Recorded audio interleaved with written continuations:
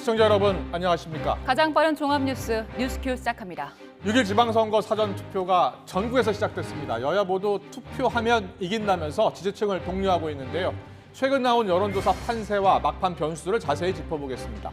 프랑스 칸 영화제 경쟁 부문에 진출한 우리 영화들이 기립박수를 받고 있습니다. 한국 애니메이션과 단편 영화에 대한 호평도 이어지고 있는데요. 갈수록 위상이 높아지고 있는 한국 영화, 황금종려상 그리고 여우주연상 수상 가능성까지 자세하게 짚어보겠습니다.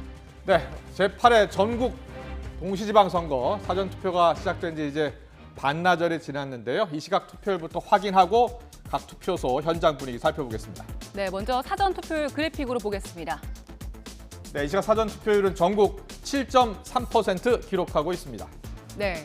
그러면 지역별로 높은 곳, 낮은 곳을 살펴볼 텐데요. 시도별 사전투표율 살펴보겠습니다. 현재 투표율이 가장 높은 지역 전남입니다. 13.1% 투표율 기록하고 있고요. 가장 투표율이 낮은 지역은 대구입니다. 5% 기록하고 있네요. 네, 시도별 사전투표 좀 더 구체적으로 볼게요. 서울이 7%. 네, 넘어갔군요. 다시 전해드리겠습니다. 자, 역대 지방선거 사전투표율은 어떻게 되죠?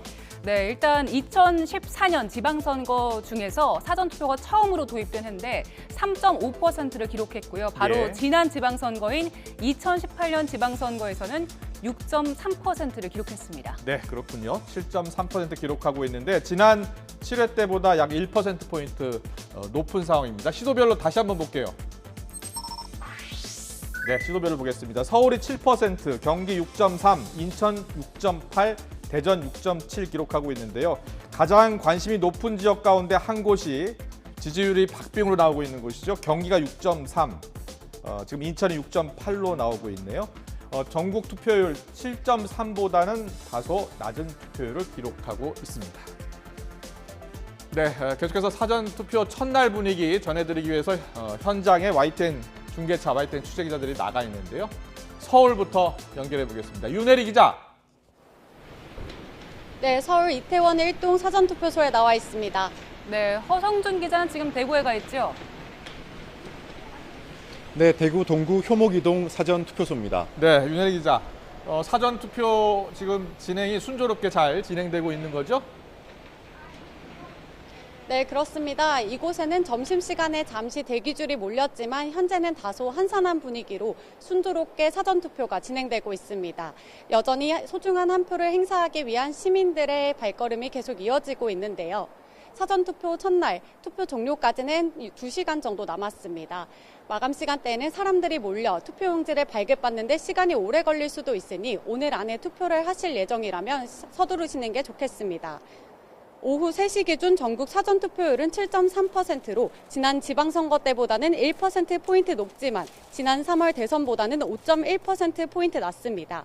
수도권 투표율은 전국 평균보다 낮은 편으로 서울은 7%, 경기와 인천은 각각 6.3%, 6.8%입니다. 윤석열 대통령 집무실이 있는 용산은 서울 평균에 조금 못 미치는 6.91%로 집계됐습니다.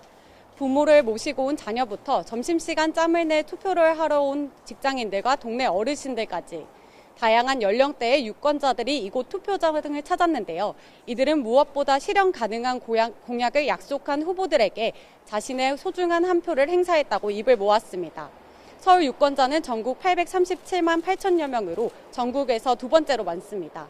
그만큼 서울시 살림을 이끌어 나가게 될 서울시장에 대한 관심도 높을 수밖에 없는데요. 인천시장 출신의 국회의원 5선을 지낸 송영길 후보가 서울시장 4선에 도전하는 오세훈 후보를 상대로 막판 열세를 극복할 수 있을지 관심입니다. 또 아시아나 항공노동자 출신으로 서울시 의원을 역임한 정의당 권수정 후보, 서울시장 보궐선거에 최연소 후보로 출마했던 기본소득당 신지혜 후보, 무소속 김광종 후보까지 5파전으로 치러집니다. 유권자 1,000만 명이 넘는 경기지사 선거에서는 민주당 김동연 후보와 국민의힘 김은혜 후보가 맞붙은 가운데 정의당 황순식, 기본소득당 서태성, 진보당 송영주, 무소속 강용석 후보도 도전장을 내밀었습니다. 경기도는 워낙 표밭이 넓고 정파적 성향이 약해 승패를 알기 어려운 만큼 도민들의 이번에는 누구의 손을 들어줄지 관심이 쏠립니다. 과거 지방선거를 돌이켜보면 대선이나 총선보다 투표율이 높았던 적은 거의 없었는데요. 이번에도 대선보다는 사전투표율이 저조하지만 지난 지방선거 때보다는 관심이 높아 첫날 누적 사전투표율을 8.8%를 뛰어넘을 것으로 예상됩니다.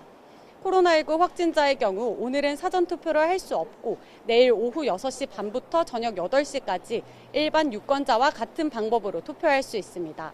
대신 대상 확인을 위해 투표 안내 문자와 이름이 적힌 PCR 또는 신속항원 검사 양성 통지 문자를 투표 전에 보여줘야 합니다. 네, 이번엔 대구로 가보겠습니다. 허성준 기자, 지금 대구 지역의 투표 상황 어떻습니까? 네, 일과 중 잠깐 시간을 내 사전투표에 참여하려는 유권자들의 발걸음이 계속 이어지고 있습니다. 지금은 다소 한산한 분위기인데요. 현재 대구 지역 140여 개 투표소에서 순조롭게 사전투표가 진행되고 있습니다. 하지만 투표율은 높지 않습니다. 현재 전국의 평균 투표율은 7.3%입니다. 대구는 이보다 한참 낮은 5%에 머무르고 있는데 전국에서 투표율이 가장 낮습니다. 비수도권에서 가장 투표율이 높은 곳은 전남으로 13.1%를 기록하고 있습니다. 서울과 부산의 투표율은 각각 7%와 6.6%입니다. 앞서 오전 9시쯤 문재인 전 대통령은 부인 김정숙 여사와 함께 경남 양산 하북 사전투표소에서 투표했습니다. 문 전 대통령은 투표는 우리 정치를 발전시키고 대한민국을 발전시키는 것으로 생각한다며 많은 국민이 투표에 참여해달라고 당부했습니다. 제가 나와 있는 이곳 대구 경북은 전통적으로 국민의힘 지지층이 많은 곳입니다. 지난 대선에서 패배한 더불어민주당 등 야당이 인재 확보에 실패하면서 국민의힘 후보의 당선 가능성이 더욱 커졌습니다.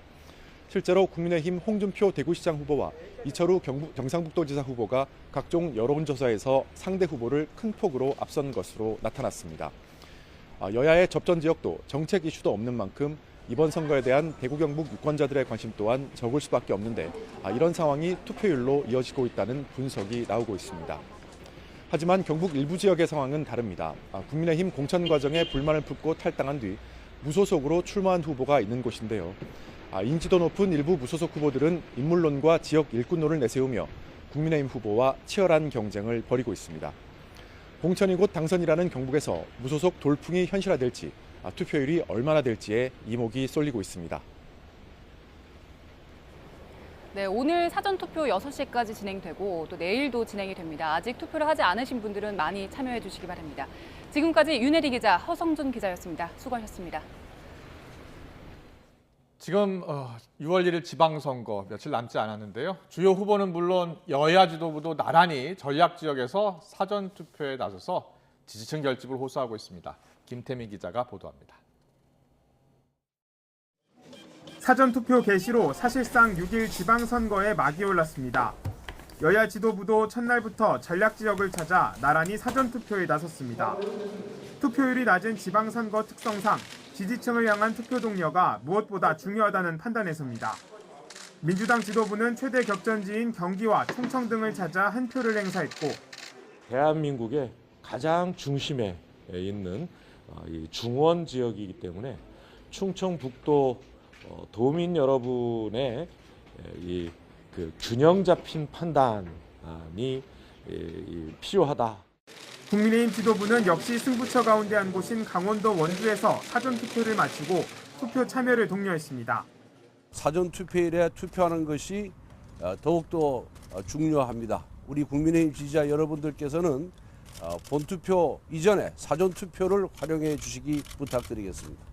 주요 지역 후보들도 선거운동 전 이른 아침부터 사전투표소를 찾아 각오를 새로 다졌습니다. 여러 가지 민심은 여론조사에 표현되지 않는 게 많다고 봅니다. 새로운 변화를 선택해 주실 것을 호소드리겠습니다. 많은 준비를 마쳤는데요. 이 변화의 엔진이 꺼지지 않도록 사전투표에 꼭 참여하셔서 열심히 일할 수 있는 기회를 주십시오.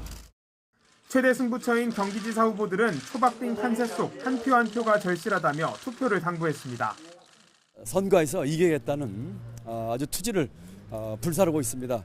지금 여러 가지 판세는 박빙이라고 합니다. 아주 작은 표 차이로 승부가 날 수 있다고 생각을 합니다. 100표, 200표로도 갈라질 수 있는 승부라고 생각을 합니다. 그래서 1분 1초라도 허투루 쓸 수 없었고 한 분 한 분 만날 때마다 절박하지 않을 수 없었거든요. 사전투표 시작으로 선거운동 열기가 최고조로 달아오른 가운데 힘 있는 여당과 정권 견제를 각각 내세운 여야도 막판 총력전에 돌입했습니다. YTN 김태민입니다. 네, 지방선거를 닷새 앞두고 여야 후보들 지역 곳곳을 돌면서 총력 유세전을 펼치고 있습니다. 국회에선 추가 경정 예산안 처리를 둘러싼 여야의 기싸움이 이어지고 있습니다. 취재기자 연결합니다. 이경국 기자. 네, 국회입니다. 네, 본투표 이제 5일밖에 남지 않았고요.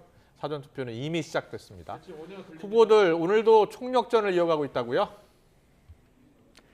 네, 그렇습니다. 먼저 민주당 송영길 서울시장 후보 오늘 영등포와 동작, 도봉구 등을 돌면서 늦은 밤까지 전방위 유세를 펼칠 예정입니다. 이에 맞서는 국민의힘 오세훈 서울시장 후보 노원, 도봉, 강북을 포함해서 약세 지역인 서울 북동부 지역을 찾아서 표심을 공략하고 있습니다. 경기도지사 후보들도 총력전에 나섰는데요. 민주당 김동연 후보는 오늘 광명과 부천, 시흥, 안산 등 경기 남서부 지역을 돌면서 유세를 펼치고 있고요. 국민의힘 김은혜 후보 역시 화성과 평택 등 경기 남부 지역을 공략하는데 안산에서 국회의원 보궐선거에 출마한 안철수 후보와 합동 유세를 펼치기도 했습니다. 여야 지도부 역시 분주한 모습입니다. 국민의힘 이준석 대표는 경남과 충북, 강원에서, 김기현 공동선대위원장은 대구 경북 지역에서 지원 사격에 나섰습니다. 민주당 지도부는 오후 인천 계산역에 모여서 인천 집중 유세를 펼친다는 계획인데 지도부와 갈등을 빚었던 박지현 공동 비대위원장이 사과의 뜻을 밝히면서 이 유세에 합류할지 여부도 관심입니다. 박 위원장은 조금 전 자신의 SNS를 통해서 윤호중 위원장은 물론 열심히 뛰고 있는 민주당 후보들께 정중히 사과하고 더 넓은 공감대를 이루려는 노력이 부족했다는 지적도 달게 받겠다는 입장을 밝혔습니다. 네, 국회 소식 알아보죠. 추경안 처리를 두고 여야가 여전히 신경전을 벌이고 있죠? 네, 맞습니다. 여야는 손실보상 소급 적용 문제 등을 두고 추경과 관련한 이견을 여전히 좁히지 못하고 있습니다. 국민의힘이 지방선거 전에 추경안 처리를 처리하겠다고 목표로 삼은 가운데 사실상 오늘이 데드라인인 상황인데요. 최종 합의안 마련을 위해서 오늘 여야 원내 지도부가 만나기도 했지만 또다시 소득 없이 끝났습니다. 결국 조금 전 여야 원내대표와 추경호 부총리 겸 기획재정부 장관이 만나서 최종 담판에 들어갔는데요. 이에 앞서 진행됐던 여야의 브리핑 먼저 듣고 오겠습니다. 증액에 관련되는 사항이기 때문에 정부의 동의가 필요합니다. 두 분 대표님과 정부에서 부총리 해서 이렇게 세 분이서 조만간 만날 겁니다. 그러면 거기에서 최종적인 합의 결과가 나올 걸로 이렇게 생각됩니다. 정부와 여당의 전향적인 자세를 지금 기대하고 있습니다. 저희들은 조만간에 빨리 검토해 오신다고 했으니까 검토되는 의견을 저희가 받아보고 다시 논의를 해야 될 것 같습니다. 네, 앞서 국민의힘 권성동 원내대표 민주당이 합의를 거부한다면 국회의장에게 직권상정을 요구하겠다는 뜻을 밝혔고요.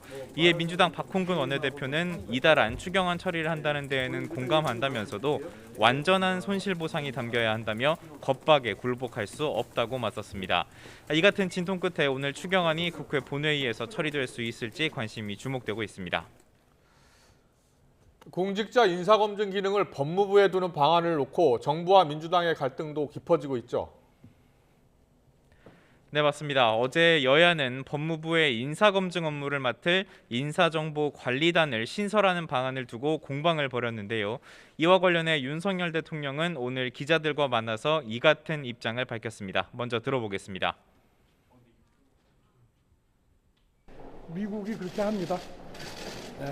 그리고 대통령 비서실에서 정책이나 이런 거 위주로 해야지 어떤 사람에 대한 비위나 이런 정보 캐는 거 있죠?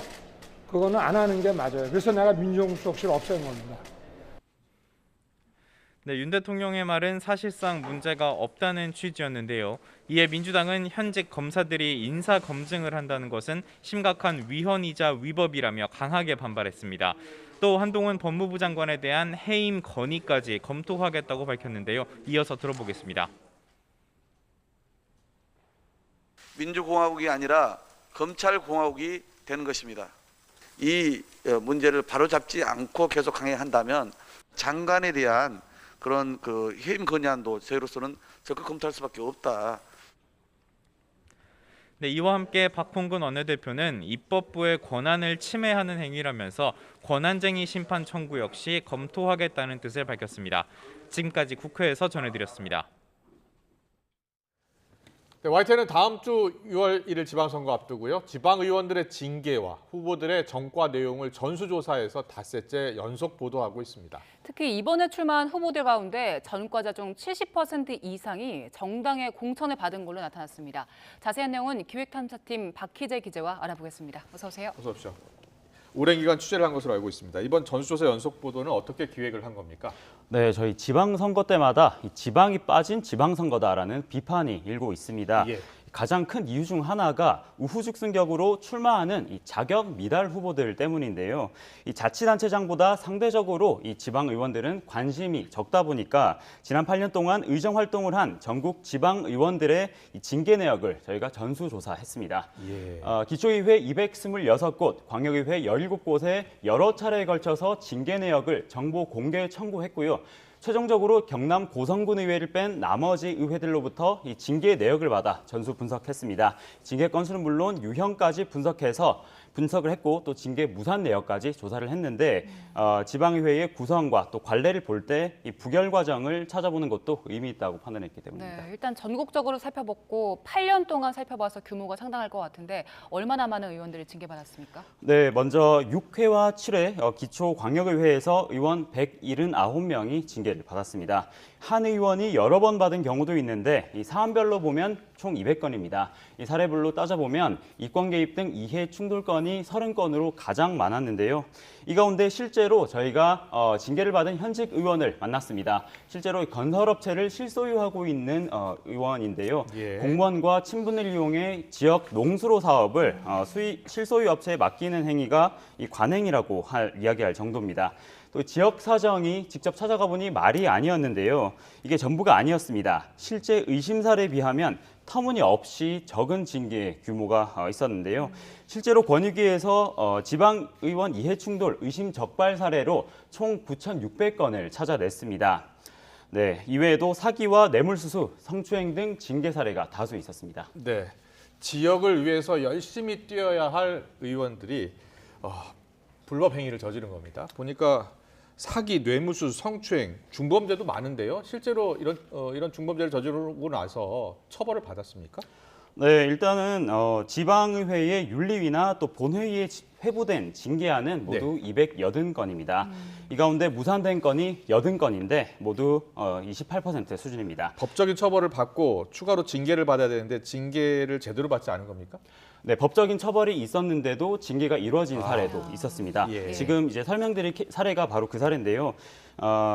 사례는 곧바로 설명드리도록 하고요. 예. 먼저 좁은 동네에서 매일 얼굴을 맞대는 동료 의원들끼리 징계를 심의하는데 표결을 통한 부결이 51건이었습니다. 그런데 부결된 케이스를 뜯어보면 이해가 되지 않는 사례들이 많은데 지금 그 사례를 소개해드리겠습니다. 지역 군민을 찻집에서 강제추행해 실형을 선고받은 한 의원이 있었는데 이 의원의 경우 징계위원회에서 표결로 무산이 됐습니다. 이외에도 뺑소니나 김영란법 위반 등으로 징계가 무산된 사례도 포함이 됐고요.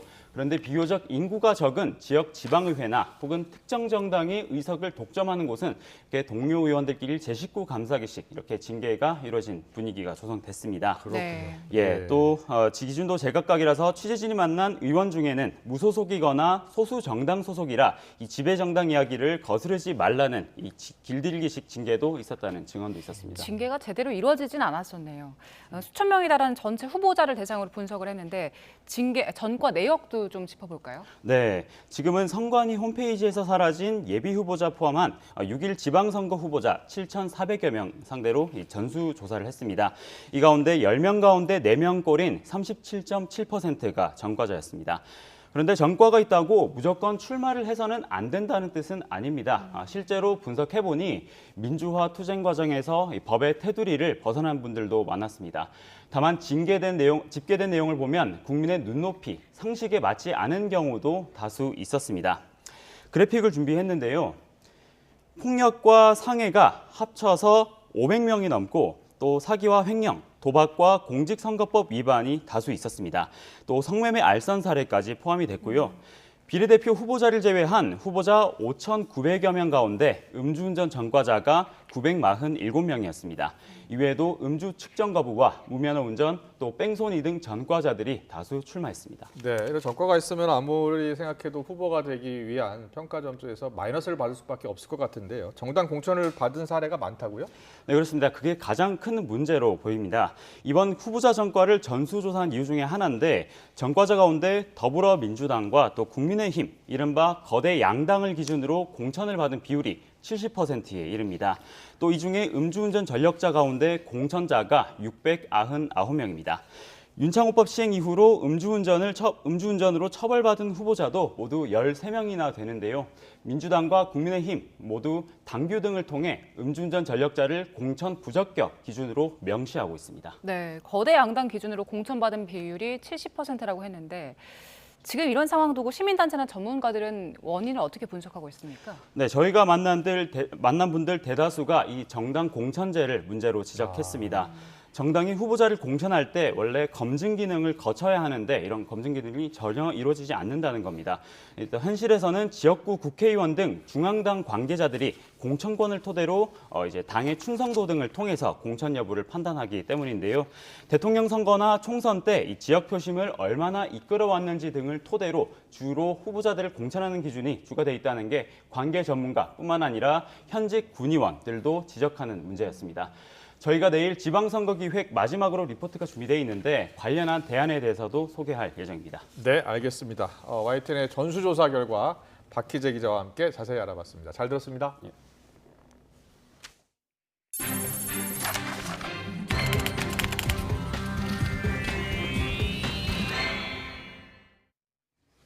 예순 살 이상 고위험군에 대한 검사와 진료, 치료제 처방이 원스톱으로 하루에 이루어지는 방안이 추진됩니다. 세계 최고 수준의 감염병 전문 병원도 건립됩니다. 취재 기자 연결합니다. 최명신 기자. 네, 최명신입니다. 코로나19 고위험군 대응 절차가 빨라진다고요? 네, 정부는 코로나19 고위험군에 대해 검사부터 진료, 치료제 처방까지 하루에 모두 마치는 패스트트랙을 다음 달 중 본격 가동한다는 계획입니다. 60세 이상 고연령층과 면역 저하자, 감염 취약시설 입소자 등이 대상입니다. 정부는 고연령층의 경우 전체 확진자의 20% 내외지만 전체 사망자의 90% 정도를 차지하고 있고 면역 저하자 역시 코로나로 인한 중증화와 사망 위험이 커 이같이 결정했다고 밝혔습니다. 정부는 또 코로나19와의 싸움에서 얻은 경험을 효과적으로 활용할 수 있도록 빅데이터 플랫폼을 구축하기로 했습니다. 여러 기관에 흩어져 있는 정보를 체계적으로 연계하고 통합해 과학적 근거에 기반한 방역 토대를 만들고 관련 연구와 보건산업 발전에도 도움이 되도록 하겠다는 계획입니다. 정부는 이와 함께 코로나19와 같은 감염병에 전문적이고 안정적으로 대응하기 위해 세계 최고 수준의 감염병 전문병원을 건립하기로 했습니다. 병원이 들어서는 곳은 서울 중구 미 공병단 부지로 올 하반기 설계 공모를 거쳐 2027년 완공될 예정입니다. 정부는 당초 서초구 원지동으로 신축을 추진했지만 소음 기준과 서울 중심으로의 접근성 등을 고려해 장소를 변경했다고 설명했습니다. 지금까지 사회부에서 YTN 최명신입니다.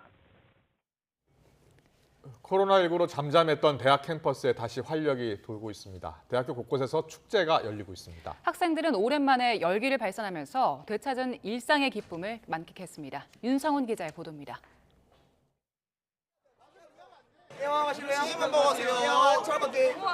일본 안에 건빵 7개 먹기! 목이 맨 상태에서도 정해진 시간 내에 건빵을 먹겠다고 나서고 조심스럽게 물병 세우기에 도전해봅니다. 성공 여부는 중요하지 않습니다. 3년 만에 열린 대면 축제는 학생들에게 소소한 게임 그리고 함께하는 즐거움을 느끼게 해줬습니다. 맨날 연습실에 있으면서 연습하다가 이렇게 코로나가 끝나고 나서 다 함께 이렇게 즐길 수 있는 게 너무 뜻깊은 것 같고 옆자리에선 학생들이 턱걸이하며 근육을 뽐냅니다. 사회적 거리두기 해제가 특히 반가운 건 운동 동아리 학생들입니다. 운동 동아리로서 코로나로 인해서 많은 운영에 어려움을 겪었는데 이렇게 거리두기가 해제됨에 따라서 이제 축제에서 동아리 홍보도 하고 근처에 사는 아이들도 축제가 열리는 캠퍼스를 찾아 함께 자유를 누렸습니다. 코로나 때문에 축제도 안 열리고 해가지고 집 밖도 못 나게 하고 해가지고 되게 답답하긴 했는데 오랜만에 축제 오니까 기분이 좋았어요. 저녁이 되자 분위기는 더 뜨거워집니다. 300명이 넘는 학생들이 어깨를 걸고 우위를 다졌습니다. 오랜만에 함께 호흡하고 함성을 외치자 저절로 웃음이 터집니다. 얼굴을 마주하고 한데 모여 식사할 수 있다는 것만으로도 기쁘고 즐겁습니다. 화면에서만 본 친구들과 직접 만날 수 있어서 좀 신기하고 너무 기쁩니다. 야외에서 이제 밥도 이렇게 많은 인원이 먹는 거는 되게 오랜만인 것 같아서 그런 점이 좋은 것 같아요. 젊은 열기로 가득 찬 대학가. 코로나19에서 되찾은 일상이 더 소중하게 느껴집니다. YTN 윤성훈입니다. 올해 들어 처음 양돈 농장에서 아프리카 돼지 열병 ASF가 발생했습니다. 지난해 10월 이후 7개월 만인데 이번에도 강원도입니다. 최근 돼지고기 가격 급등이 우려되면서 방역 당국에 비상이 걸렸습니다. 취재기자 연결합니다. 홍성욱 기자. 네, 강원 취재본부입니다. 돼지 사육 농가에서 또다시 아프리카 돼지 열병이 발병했습니까? 네, 그렇습니다. 사라졌는가 했는데 또다시 발생했습니다. 아프리카 돼지 열병 ASF로 불리죠. 일단 백신이 없어 감염되면 치사율이 100%입니다. 돼지에게 너무나도 치명적인 질병인데요. 어제 강원도 홍천군 화천면에 있는 돼지 사육 농장에서 발생했습니다. 농장에서 기르는 집돼지에서 ASF가 발병이 확인된 건 올해 들어 처음입니다. 지난해 8월 강원도 고성, 그리고 지난해 10월 강원도 인제에서 발병한 후 겨울을 무사히 보내 다소 안심한 상태였는데요. 어제 아침 농장주가 집돼지 4마리가 폐사한 것을 발견해 신고했습니다. 동물위생시험소가 부검한 결과 ASF 바이러스가 검출됐고 같은 농장 다른 돼지 혈액 검사에서도 바이러스가 나왔습니다. 해당 농장은 애초 돼지 1,500여 두를 사육하는 것으로 알려졌는데 현장 확인 결과 1,170여 두를 사육하고 있었습니다. 방역 인력이 투입돼 오늘 새벽부터 매몰 처분이 진행되고 있습니다. 네, 발병 원인은 이제 분석을 해야 할 텐데 방역 작업은 어떻게 진행됩니까? 네, 방역 당국은 이번에도 감염 멧돼지를 유력한 전파 매개로 추정하고 있습니다. 야생 멧돼지의 경우 그동안 강원도뿐 아니라 경기와 충북, 경북에서도 꾸준히 감염이 확인되고 있었는데요. 특히 강원도는 지난 2019년 10월 이후 발견된 ASF 감염 멧돼지가 1,600마리가 넘습니다. 이번에도 마찬가지인데요. 이번에 감염이 확인된 농가 주변 1km 떨어진 곳에서 일주일 전인 지난 20일 야생 멧돼지 사체가 발견됐습니다. 야생 멧돼지에 이어 사육 집돼지 감염이 확인되면서 방역 당국은 비상입니다. 그렇지 않아도 돼지고기 가격이 많이 올랐는데 더 큰 문제가 생길 수 있기 때문인데요. 일단 강원과 경기 지역 양돈 농장과 도축장, 사료 공장에는 내일 오후 6시 반까지 48시간 동안 일시 이동 중지 명령이 내려졌습니다. 도축을 위한 출하나 분뇨 반출도 불가능합니다. 현재 발병 농장에서 가장 가까운 농장이 3km 밖에 있는데요. 예방적 매몰 처분 없이 홍천 지역 돼지 농장 15곳, 돼지 15,000여 마리에 대해선 긴급 정밀 검사를 벌이기로 했습니다. 또 강원 지역 돼지 농장 200여 곳 전체 돼지 51만여 마리에 대해서도 ASF 검사를 진행할 예정입니다. 지금까지 강원 취재본부에서 YTN 홍성욱입니다. 우리나라와 일본을 대표하는 두 메이저리그 스타가 있습니다. 유현진과 오타니인데요. 오늘 역사적인 첫 대결을 벌였는데 기분 좋은 승리 소식이 들려왔습니다. 빅리그 한일 선발 대결에서 승리를 따낸 게 김병현 선수 이후 16년 만입니다. 오늘 스포츠부 이지은 기자와 자세한 이야기 나눠보겠습니다. 어서 오세요. 어서 오십시오. 안녕하세요. 네, 안녕하세요. 이 두 선수의 첫 맞대결 과연 이길 수 있을까? 조금 걱정도 됐는데 유현진 선수가 승리했죠. 네, 정말 기분 좋은 소식입니다. 괴물 유현진 선수가 오타니 선수, 투수 오타니 그리고 타자 오타니 모두에게 완승을 거뒀습니다. 오타니는 투타를 겸업하는데 에인저스의 선발 투수 겸 3번 타자로 오늘 경기에 나섰습니다. 역사적인 첫 대결은 바로 1회에 펼쳐졌습니다. 긴장 속에 풀카운트까지 가는 접전이 펼쳐졌는데요. 유현진이 마지막으로 던진 회심의 커브 승부구가 스트라이크 존에 들어가는가 했지만 주심이 볼 판정을 내리면서 아쉽게도 볼넷이 됐습니다. 하지만 유현진은 후속 타자를 병살로 처리하면서 깔끔하게 이닝을 끝냈습니다. 네, 오늘 경기 하이라이트는 어떤 장면이었습니까? 네, 바로 세 번째로 대결한 5회였습니다. 유현진은 먼저 포심과 커터로 승부를 펼친 뒤에 완벽한 체인지업을 던졌습니다. 오타니는 헛스윙 삼진으로 물러났습니다. 바로 저 장면이군요. 네, 그렇습니다. 류현진 선수 5회를 3자 범퇴로 마무리했고요. 석점 앞선 6회에 다음 투수에게 마운드를 넘겨주고 내려왔습니다. 5이닝 동안 6피안타 2실점, 투구수 65개였는데요. 경기가 6대3으로 끝나면서 시즌 2승을 거뒀습니다. 이로써 메이저리그 역대 한일 선발 투수 맞대결 전적은 7승 4패가 됐습니다. 일본 투수와 한국 투수가 만나서 승리한 건 2006년 이후 16년 만인데요. 당시에 콜로라도에서 뛰던 김병현 선수가 밀워키전에서 일본인 투수 오카 도모카즈를 꺾었습니다. 그리고 오늘 그 에인절 스타디움에는 미국에서 지금 개인 훈련 중이죠. 배구 여제 김연경 선수가 응원으로 온 모습이 포착되기도 했습니다. 그랬군요. 김연경 선수가 또 가서 열심히 응원을 하신 것 같습니다. 네. 그리고 투수 오타니요. 오늘 좀 구질이 어땠습니까?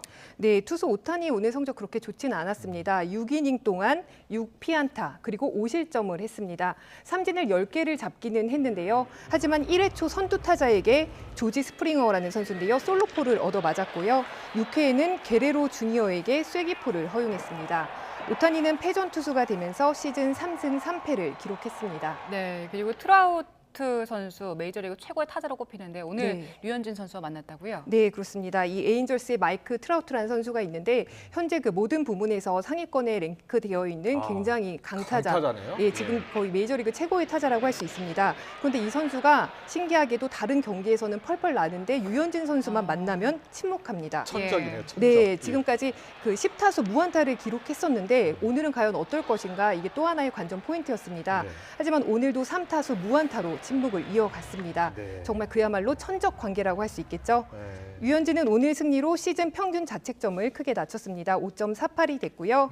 부상에서 돌아온 뒤 이달 3경기에서 평균 자책점 1.72로 호투를 이어가고 있습니다. 그렇군요. 지금 부상 이후 2연승을 거뒀는데요. 다음 달 2일에는 시카고 화이트삭스와 만나서 3연승에 도전합니다. 네, 류현진 선수 점점 영리한 투구를 하는 것 같아서요. 마음이 더 든든합니다. 계속해서 승전보 보내주셨으면 좋겠습니다. 지금까지 스포츠부 이지은 기자였습니다. 잘 들었습니다. 감사합니다.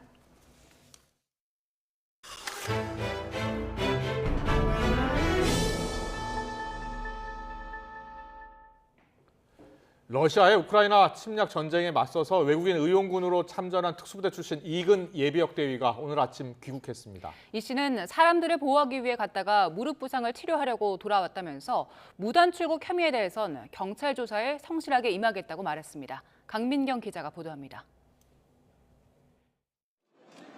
우크라이나 외국인 의용군에 합류해 러시아군과의 전쟁에 참전한 이근 예비역 대위가 인천공항을 통해 입국했습니다. 지난 3월 정부의 여행 금지 규정을 어기고 출국한 지 거의 석 달 만입니다. 이 씨는 입국장에서 만난 취재진에게 자신은 사람을 보호하기 위해 우크라이나에 간 거라고 참전의 정당성을 거듭 강조했습니다. 많은 범죄 행위를 봤어요. 그런 것을 직접 눈으로 보니까 역시 제대로 판단했다. 전투에 참여한 경험담을 소개하며 전쟁의 참혹함을 전하기도 했습니다.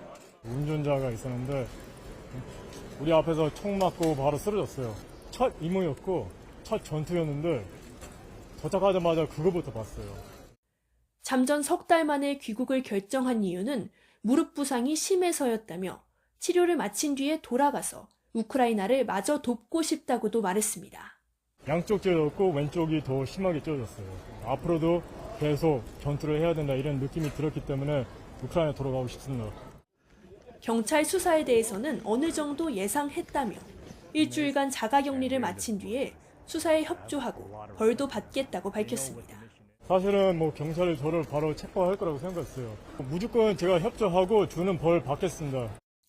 지난 2월 우크라이나 전 지역에 여행금지 경보를 발령한 외교부는 무단 출국한 이 씨를 여권법 위반 혐의로 경찰에 고발한 상태입니다. 이 씨는 혐의를 인정했지만 자신은 더 중요한 역할을 하고 왔다고 항변했습니다. 어떻게 보면 하나의 교통법으로 저는 생각합니다. 저는 사람을 보호하기 위해서 우크라이나에 갔어요.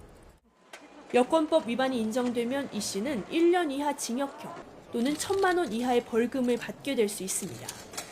경찰은 이 씨가 입국하자 곧바로 출국 금지 조치하고 공항에서 간단히 면담한 뒤에 치료 경과와 건강 상태를 보고 조사 일정을 잡기로 했습니다. YTN 강민경입니다. 지난해 대전에서 생후 20개월 여아가 잔혹한 학대 속에 살해당한 사건이 있었습니다. 항소심 법원은 의붓 아버지인 피고인을 영원히 사회와 격리할 필요가 있다며 원심을 파기하고 무기징역을 선고했습니다. 이문석 기자입니다. 생후 20개월 의붓딸을 성폭행하고 잔혹하게 학대해 숨지게 한 뒤 아이스박스에 시신을 유기한 끔찍한 범죄. 피고인 양정식에게 항소심 재판부는 무기징역을 선고했습니다. 원심인 징역 30년은 처벌이 너무 가볍다고 했습니다. 재판부는 20개월밖에 안 된 피해자가 처참하게 맞고 성폭행 당하는 등 비통하게 사망했다며 안타까움을 나타냈습니다. 그러면서 범행의 비인간성과 잔혹성, 사회가 받은 충격과 상실감을 고려하고 유사범행 재발을 막기 위해서라도 피고인을 사회로부터 영원히 격리할 필요가 있다고 밝혔습니다. 범행에 가담한 혐의를 받는 피해자 친모 정모 씨 역시 1심보다 무거운 징역 3년이 선고됐습니다. 사건을 살펴볼 때 피해자를 향한 슬픔이나 자책을 찾아볼 수 없었고 눈앞에서 잔혹한 범죄를 목격하고도 가족이나 경찰에 알리지 않는 등 범행 가담 정도가 경미하지 않다고 설명했습니다. 항소심 재판부의 판결에 방청석에선 환호가 터졌습니다. 특히 아동학대 방지 시민단체 회원들은 대한민국 법원이 아동학대 범죄에 대한 경각심을 심어준 판결이라고 평가했습니다. 판결 내용 말씀하시는 하나하나가 정말 아이의 입장에서 아이의 그 마음을 대변해 주시는 것 같았고 또 국민들의 어떤 법감정을 하나하나 짚어주시는 것 같아서 항소심 법원은 27만 명 넘는 시민이 서명한 양 씨의 신상정보 공개 요청도 처음으로 받아들였습니다. 다만 무기징역을 내린 것을 고려해 화학적 거세로 불리는 성충동 약물치료 명령은 원심과 같이 기각했습니다. YTN 이문석입니다.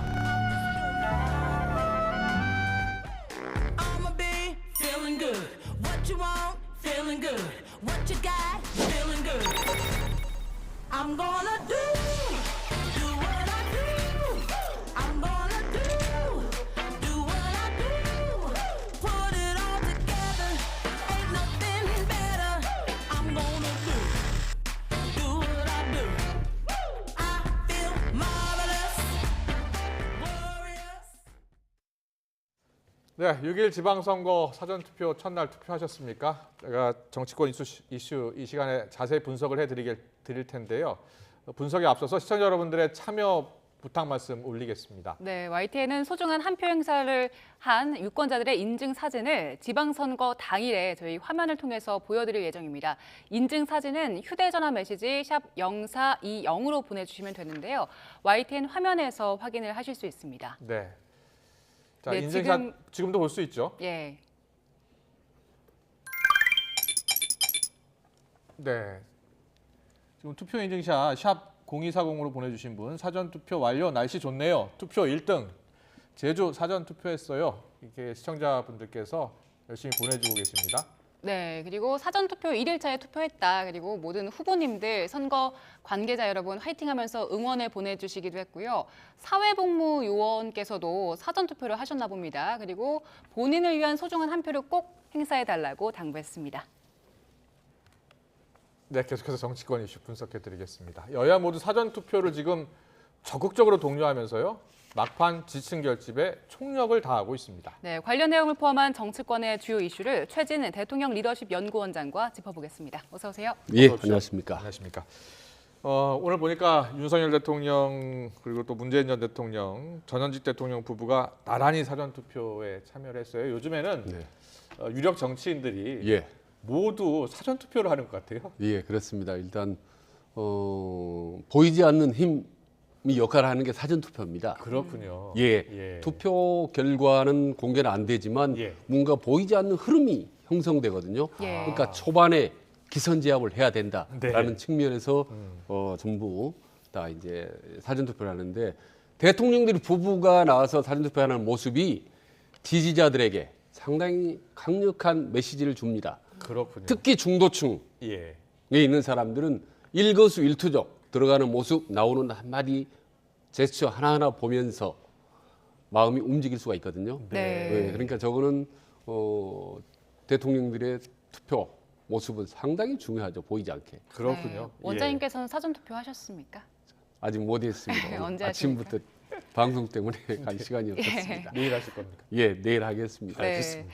지금 전국 사전 투표율이 8.2% 기록하고 있는데 지난 지방선거와 비교하면 어떤 건가요? 그러니까 지금 4시 현재로는 한 1.12% 정도 높더라고요. 예.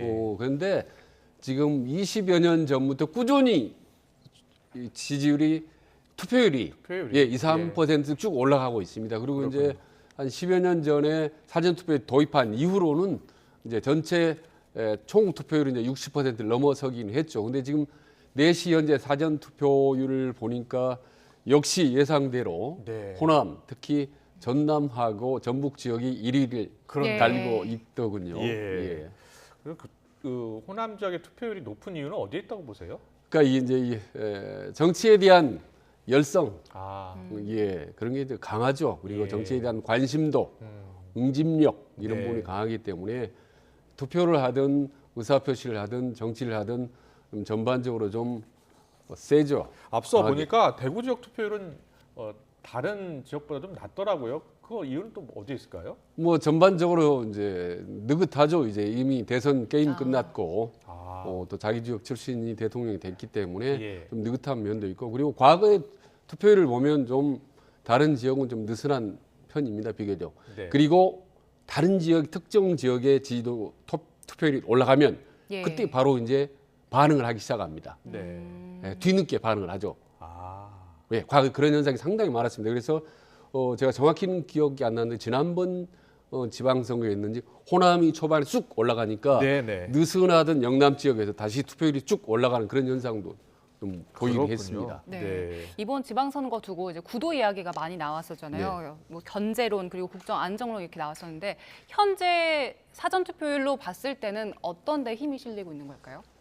저는 이제 사전 투표율이 사실은 뭐 대세에 크게 지장은 없다고 보는 편입니다. 이번에 왜냐하면 이미 지난 대선이 이제 끝났기 때문에 예. 다만 대통령 선거가 끝난 지가 불과 한 3개월 남짓도 되지 않았기 때문에 아무래도 새롭게 당선된 대통령을 좀 지켜보자, 네. 좀 밀어줘야 되는 게 아닌가라는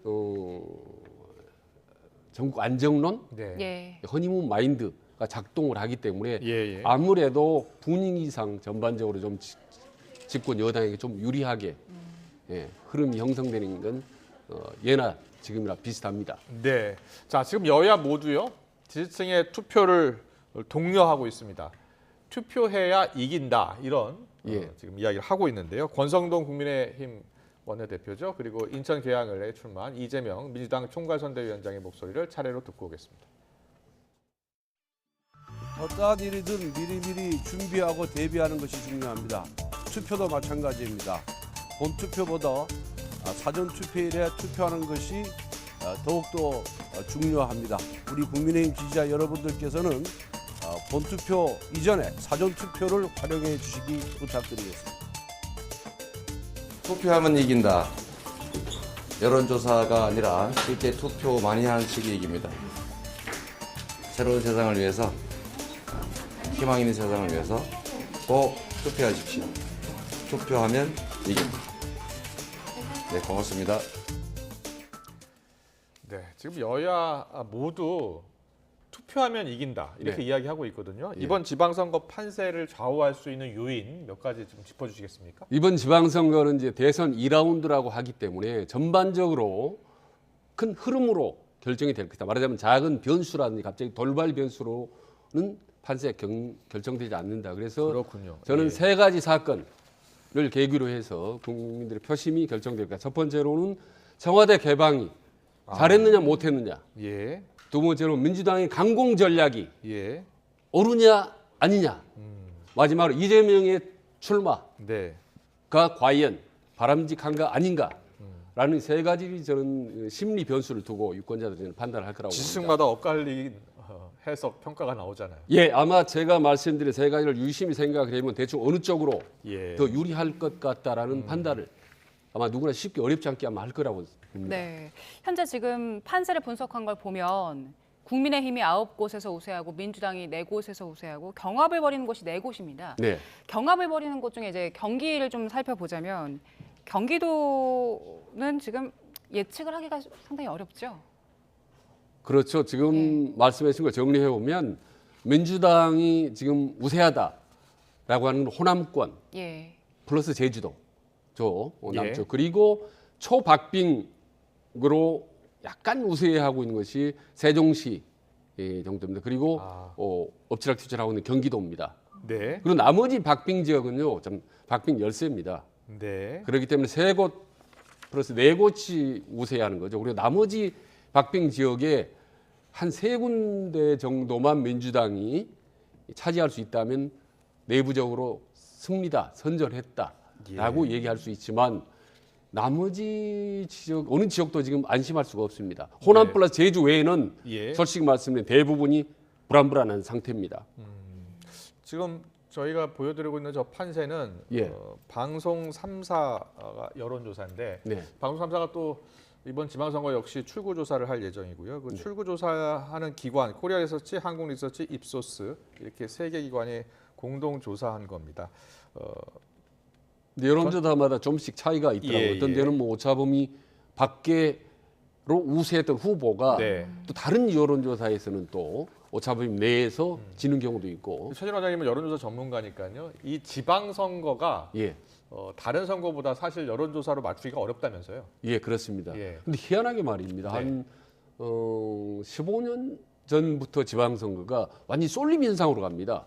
어느 한쪽에 몽땅 몰아붙여주거나 아니면 완전히 완패를 서거나 묘하게 그렇게 갑니다. 지난 그 2018년 지방선거 때는 민주당이 압승했잖아요. 그렇습니다. 아주 그때는 이제 심했죠. 그런데 그 전에 몇 때 어떤 선거에는 서울에서 25군데 구청장을 24곳. 한국당 25군데입니다. 예, 다 승리했던 적도 있었어요. 그런 적이 있었나요? 예, 박근혜 정부 때 한번 있었고요. 지난번에는 이제 24군데를 했지 않습니까? 24군데를 민주당 승리를 했죠. 그렇습니다. 예. 서초구청 빼고. 예, 그렇습니다. 그다음 경기도만 하도 31군데의 기초단체장 시군구가 있지 않습니까? 근데 민주당이 29군데를 차지했습니다. 지난 지방선거에. 엄청난 거죠. 인천에서 10개에서 9개를 민주당이 차지했습니다. 그렇군요. 그러니까 이건 뭐 거의 완전히 왜 이렇게 원사이드죠. 쏠림 현상이 나타나는 거예요? 어떻게 분석해요? 모르겠습니다. 원래대로 한다면 지방선거는 지역적 특성이 있는 거고 또 인물이 각각 제각기 다름에도 불구하고 지방선거는 그 전 선거라는 후 선거하고 큰 흐름 속에 가는 것 같다라는 생각이 듭니다. 아직도. 근데 이번 지방선거의 특징 가운데 하나가 대통령 선거를 치르고 나서 얼마 안 돼서 하는 선거잖아요. 그래서 좀 다른 때 선거하고 다를 것 같거든요. 조금 다를 수 있는 게 뭐냐면요. 2030 표심입니다. 1530이요? 예, 과거에 사전 투표를 한다. 혹 투표율이 높다라고 한다면 젊은 층이 나서서 진보 정당을 많이 지지했지 않습니까? 근데 지난 4월 7일 재보선 그리고 이어서 이번 대선을 계기로 해서 2030이 진보로부터 중도로 많이 옮겨왔습니다. 거기다가 남녀 성별 대비로도 젠더 간의 갈등이 있지 않습니까? 2030이. 그래서 이번 대선 이후로 과연 지방선거에서 2030이 과연 어떻게 표심을 정리하느냐. 어떤 표심을 보여줄지 관전 포인트다. 이렇게 중요한 관전 거죠? 포인트죠. 알겠습니다. 과연 대선 때처럼 가느냐 아니면 대선과는 또 다른 관전 포인트를 보여주느냐에 따라서 민주당이 나름대로 선전을 하느냐 상당히 많이 어려우겠는지 그 이제 갈림길이 될 거라고 봅니다. 네, 지역별로 여론조사 결과를 조금 더 자세하게 살펴보겠습니다. 먼저 경기도부터 좀 볼까요? 자, 경기도 지금 보시면 김동연 후보가 39.1%고요. 김은혜 후보가 37.7%입니다. 신뢰 범위가 오차 범위가 3.1% 포인트에서 3.5% 포인트 수준이네요. 지금 이 상황이면 상당히 박빙인 거죠. 그렇습니다. 지금 오차범위는 박빙 열세였는데 지금 바로 다른 중앙일보 갤럽 여론조사를 보면 또 오차 범위를 벗어나서 김윤혜 후보가 우세하지 않습니까? 예.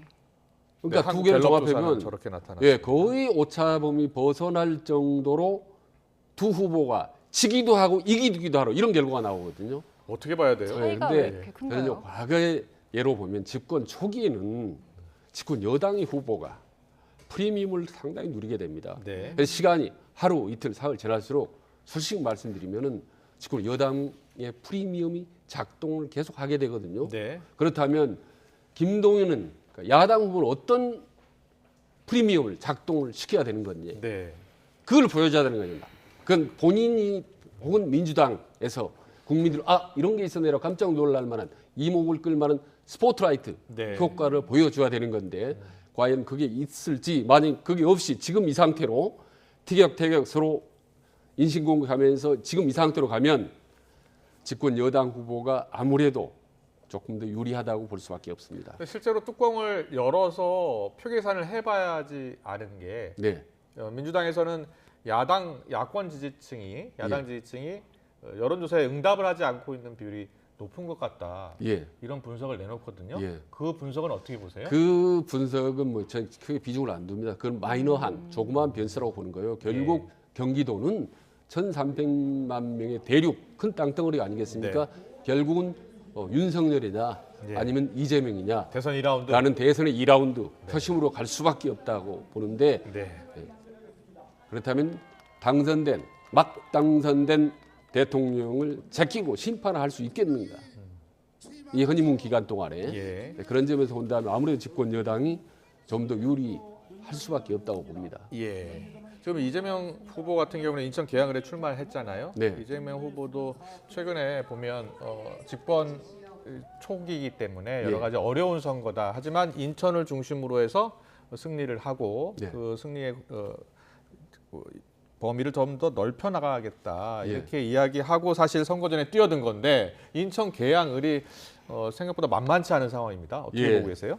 그러니까 이재명 후보 입장에 어차피 믿져야 본전, 이겨야 본전인 선거인 거죠. 그러니까 이겨야 본전입니다. 사실 이런 선거인데 그래서 제가 여러 번 강조했다시피 이재명 후보가 여기서 이겨서 재기를 하려면 최소한도 득표율이 50%를 넘고 2위인 윤형선 후보와 차이가 최소한 10%포인트 이상은 넘어야 10%? 나를 이겼다라고 생각할 수 있는데 지금 제가 말씀드린 그런 표차가 무색할 정도로 지금 박빙인데다 심지어 일부에서는 지금 밀리고 있지 않습니까? 그리고 무엇보다도 참 이재명 후보 입장에는 안타까운 건 이른바 이재명 파워, 영향력이 다른 지역에 잘 먹혀들지 않는다는 점이 상당히 좀 뼈아프지 않을까 싶습니다. 그러나 일단 지금 이 시점에서는 뭐 발등에 불이 떨어졌으니까 어떻게 해서든지 0.73%로 해서든지 무슨 퍼센트 0.001% 해든 반드시 개항을 해서 이겨야 되는 정말 무거운 책임을 지고 있는 거죠. 이재명 후보 입장에서는. 그렇군요. 만약에 지면 정말 아마 민주당이나 본인이나 누구나 아마 상상조차도 하기 싫을 정도로. 인천 계양을 같은 경우에는 지난 대선 때 보니까 윤석열 후보보다 이재명 후보가 8.3%포인트 8.8%포인트 8.8인가요? 예. 8%포인트 넘게 이긴 곳이기 때문에 충분히 유리할 것이다라고 판단을 한 것 같아요. 그런데 대선 분위기하고 지금 이 보궐선거 분위기하고 좀 다르다고 보시는 거예요? 그렇죠. 많이 다르죠. 왜 다르냐면 이제는 대통령이 당선이 됐지 않습니까? 윤석열 대통령이. 그렇기 때문에 상황이 완전히 달라진 거죠. 아까 8.8%는 고사하고 송영길 후보가 개항을 해서 5번이나 국회의원을 했습니다. 5사 20, 거의 20여 년 가까이 거기서 국회의원을 했기 때문에 제가 알아본 바로 거기에 정말 송영길 대표의 기반, 조직이 정말 탄탄하다더라고요. 그럼에도 불구하고 지금 밀리고 각축을 벌인다. 이거는 정말 전국적인 분위기가 좋지 않다라는 반증인 거죠. 민주당이 정말 어렵다라는 그 반증, 개항을 해서 고스란히 드러나고 있다고 보는 겁니다. 이재명 후보가 총괄 선대위원장으로 처음에 선거 등판할 때만 해도 이제 전국 선거 지원 유세를 다니겠다고 했는데 지금은 전략이 많이 바뀐 것 같아요. 예, 그렇습니다. 지금 나흘 동안 개항을 해서 꼼짝하지 않고 있습니다. 그리고요, 원래 설령 지지도가 훨씬 앞서서 우세하다 하더라도 다른 지역을 돌지 않습니까? 그럼 지역에 지방민들이 상당히 좋아하지 않습니다. 네. 그게 유권자들의 묘한 특징인데요. 다행히 지금 뒤늦게나마 지금 인천 계양을에 좀 올인하고 있기 때문에 조금 더 두고 봐야 되겠습니다. 이 네. 3일 정도 지나면 아마 윤곽이 나타날 거예요. 네. 알겠습니다. 이렇게 지방선거를 앞두고 있는 상황에서 집권 여당 그리고 제1야당에서 파열음이 계속해서 나오고 있습니다. 권성동 국민의힘 원내대표 오늘도 윤종원 국무조정실장 내정자와 관련한 발언 이어가는데요. 일단 관련 녹취 듣고 오겠습니다. 윤종원 국무조정실장 내정 관련해서 논란 여전한데 대통령 임명 방향하실 거라고 보세요? 그 부분에 대해서는 당의 입장을 충분히 대통령과 국무총리께 전달을 했기 때문에 두 분이 수기 끝에 현명한 결정을 하리라 이렇게 믿고 있습니다. 네, 지금 윤종원 국무조정실장 내정자 관련해서 권성동 원내대표가 며칠째 계속해서 부적합한 인물이다라고 강조하고 있어요. 그리고 보니까 윤종원 실장이 문재인 정부 때 청와대 경제수석을 지냈더라고요. 네. 이런 부분이 윤 정부의 국정 철학과 맞지 않다 이런 예. 생각을 하고 있는 것 같아요. 그렇지만 한덕수 또 총리는 같이 일할 만한 사람이다, 훌륭한 사람이다 이런 평가를 하고 있는 거거든요. 네. 어떻게 될 것 같습니까? 아주 곤혹스러운 상황입니다. 대통령 집권 초기에 네. 특히 지방선거를 며칠 남두고 나서 아주 실타래를 풀기 어려운 아주 미묘한 상황이 하나 터진 겁니다. 보면 대통령, 네. 그다음에 국무총리, 국무조정실장, 집권단 사무총장 예. 4명이 얽히설켜 있는 문제거든요. 그러니까요. 네. 이걸 어떻게 풀어야 될 겁니다. 지금 보니까 오늘 아침에 출근길에 기자들이 물어봤어요. 예. 어떻게 할 거냐고. 그랬더니 답을 하지 않고 바로 집무실로 들어갔더라고요. 네, 저기서 최대 미스테리이자 안타까운 거는 대통령이 임명하지 않는 것 보면 예. 다른 생각을 하고 있는 것 아닐까 이런 분석도 있던데요. 저기서 최대 하이라이트 미스테리는 권성동 사무총장이 네. 왜 공개적으로 제안을 그렇죠. 했느냐. 공개적으로. 그만두라고. 공개적으로 했느냐. 이게 정말 미스테리입니다. 저는 나름대로 짐작은 할 수 있지만 말하자면 비공개로 얘기하고 제안을 했는데도 받아들이지 않자 나름대로 계약 처방을 한 거 근데 아니에요. 한덕수 총리 입장에서는 책임 총리제고 예. 본인이 같이 일하고 싶은 사람하고 일하겠다는데 예. 저렇게 또 막는 게 맞을까요? 그런데요.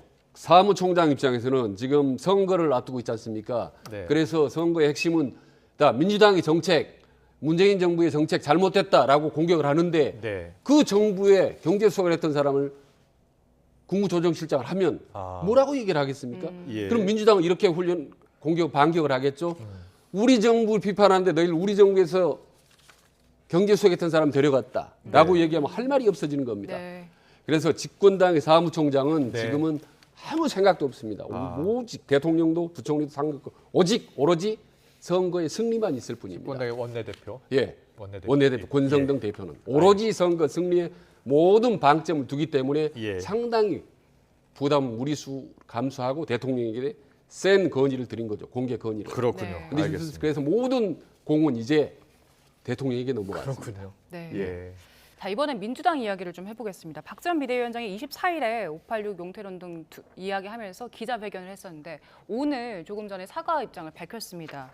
후보들께 정중히 사과한다고 얘기를 했고 특히 마음 상하셨을 윤호중 위원장께 사과를 한다고 했습니다. 입장이 좀 바뀐 걸까요?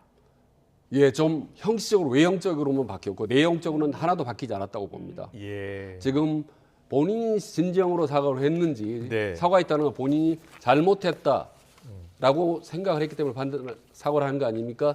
근데 그 발언 내용을 보면 별로 잘못했다고 생각하지 않는 것 같고 네. 다만 이번에 박지원 비대위원장의 발언을 통해서 네. 589 운동권에 대한 심판이 지방선거에 새로운 변수로 떠오른 겁니다.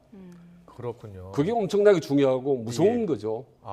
지금은 저 말이 옳든 그런 상관없이 네. 이제 지방선거 과정에서 많은 중도층들은 과연 586 운동권의 정치가 앞으로 더 해도 된다라고 할지 아니다 이 점에서 멈춰라라고 할지 네. 공교롭게도 아시는 586 운동권의 선두주자격인 리더격인 송영길 예. 지금 서울시장 있죠? 그 다음에 친노 운동권 핵심이었던 이광재, 강훈지사 나오지 않습니까? 예. 그 다음에 잘 아시다시피 윤호중 비대위원장은 386, 586 운동권. 그래서 이번에 586 운동권에 대한 평가, 예. 그동안의 과거에 대한 평가, 미래에 대한 심판, 이번 선거, 지방선거의 막판에 네. 변수로 떠올라 버린 역할을 박지원 비대위원장이 결국 해버렸다. 그렇군요. 주워 담을 수가 없는 겁니다, 이제는. 그러면 이번에 선거 결과에 따라서 586들에게 영향을 어느 정도 미치겠습니까? 많이 미칠 거라고 보는 거죠. 저는 지금 선거 일선에서 뛰고 있는 방금 말씀드린 송영길을 비롯한 많은 후보뿐만 아니라 기초광역단체, 시장군수 중에 운동권 출신들이 많습니다. 네. 아마도 지역 현지에서 상당히 애를 많이 먹을 겁니다. 아마. 네.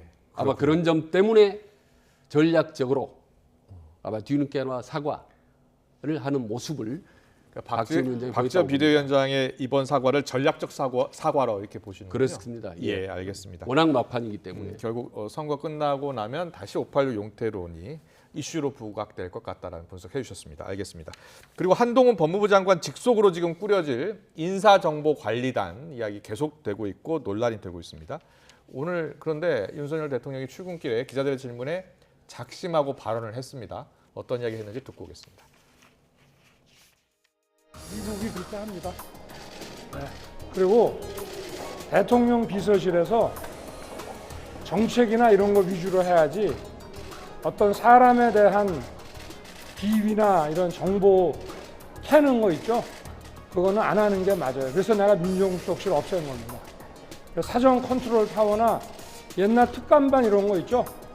공직자의 비위 정보 수집하는 거 그런 거 안 하고 사정은 그냥 사정기관이 알아서 하는 거고 대통령 비서실이 이런 사정의 컨트롤 타워 역할 안 하고 그리고 공직 후보자에 대한 비위나 비위 의혹에 관한 정보 수집 있죠? 그것도 안 합니다. 네? 그래서 그 대통령 비서실이라는 데는 직접 그런 정보 수집 업무를 안 하고 받아서 해야 됩니다. 그래야 객관적으로 할 수가 있어요. 자료가 축적될 수도 있고. 그래서 미국의 방식대로 하는 겁니다. 네, 자신의 대선 공약이었죠. 민정수석실을 폐지하겠다라고 했고 실제로 폐지를 했습니다. 그래서 보통 이제 과거 정부 때는 민정수석실에서 인사검증을 맡았는데 이제 인사검증 민정수석실 폐지됐기 때문에 정부기관에 맡겼다는 겁니다. 그리고 네. 이게 미국식이라는 겁니다. 네. 실제로 미국에서는 그렇게 인사검증을 합니까? 예, 형식적으로는 그렇습니다. 예, 미국에서는 일단 법무부 산하에 FBI 라는 기관이 이 국세청이나 경찰이나 산하기관과 협조하에 예, 고위공직자의 인사 말하자면 사생활을 검증을 합니다. 그렇군요. 그 검증 기간은 거의 1년 365일 한다고 보면 됩니다. 이를테면 새롭게 국토부 장관을 인선을 한다. 다음 그럼 이미 6개월 전에 1년 전부터 여러 가지로 검증을 사생활을 합니다. 그렇군요. 예, 그래서 거기서 탈락되면 보고를 안 하고 통과가 되면 위로 올리는 거죠. 네. 이렇게 이제 하겠다는 건데, 예, 지금 이제 저게 바뀌는 공직자 인사검증 절차를 저희가 정리를 했는데요. 네. 과거에 이제 청와대에 근무하신 적이 있다고 하시니까 기존에 이제 민정수석실에서 그 역할을 다 했던 거죠? 예, 그렇습니다. 그러니까 지금 도표를 보면 조금 왼쪽이 이제 기존이고 복잡하게, 오른쪽이 변경된 겁니다. 예, 좀 복잡하게 보일지 모르겠는데 시장 간단하게 말씀드리면 네. 전에는 청와대에서 고위공직자의 추천과 검증을 다 했습니다. 그런데 이번에는 변경해서 청와대는 고위공직자 추천만 하고 그 명단을 넘기면 법무부 산하에 있는 한동훈 산하에 있는 인사정보관리실 예, 관리관 그쪽에서 인사검증단에서 다 검증을 한다라는 겁니다. 추천과 검증을 별개로 한다는 거죠. 예, 그런 점에서 이제 다른데 야당은 이제 뭐 저 부분에 대해서 이제 비판을 세게 하고 있는 거죠. 거기다 한동훈 장관이 또 법무부 장관인데 그 법무부 장관 직속이니까 네. 더 거기는 안 된다 이렇게 얘기하는 것 같아요. 그렇습니다. 그러니까 지금 미국 같은 경우는 FBI가 법무부 산하에 있지만 완전히 독립돼 있습니다. 그렇군요. 네, 완전히 타치를 못합니다. 독립기관이라는 게 상당히 의미가 있네요. 의미가 크죠. 네. 거기다가 FBI가 생긴 지가 100년 됐습니다. 그렇군요. 엄청난 노하우가 있죠. 예. 근데 과연 우리 정부가 윤석열 정부가 과연 한동훈 산하에 있는 법무부 산하에 있는 인사검증단의 독립성을 네. 어떤 노하우를 어느 정도 확보를 하고 국민들에 보여줄 수 있는 게 중요한 관건이죠. 그런데요, 사실은 결론적으로 이제 부연 설명하면 지금 윤석열 대통령은 네. 대한민국 권력 구조를 지금 개편하고 있는 겁니다. 사실 이거는 인사의 문제가 아닙니다. 민정수석실의 폐지 문제가 아니라 예. 권력 구조 개편하고 있는 그 중책을 말하자면 한동훈 법무장관에 맡겨서 지금 진두지휘를 하고 있는 상태거든요. 그렇군요. 그렇기 때문에 이 부분에 대해서 누가 엔티를 걸거나 비판하면 민감한 반응을 윤석열 대통령이 보이고 있는 거죠. 그래서 그렇군요. 오늘 이렇게 제스처도 크고 예, 권력 구조 전반을 개척하고 있는데 예. 이 부분에 대해서 작은 강론을 가지고 제동을 걸 필요가 있느냐라는 것이 윤석열 대통령의 생각인 것 같습니다. 그렇군요. 알겠습니다. 뉴스 속보가 지금 방금 들어왔는데요. 여야가 내일 저녁 8시네요.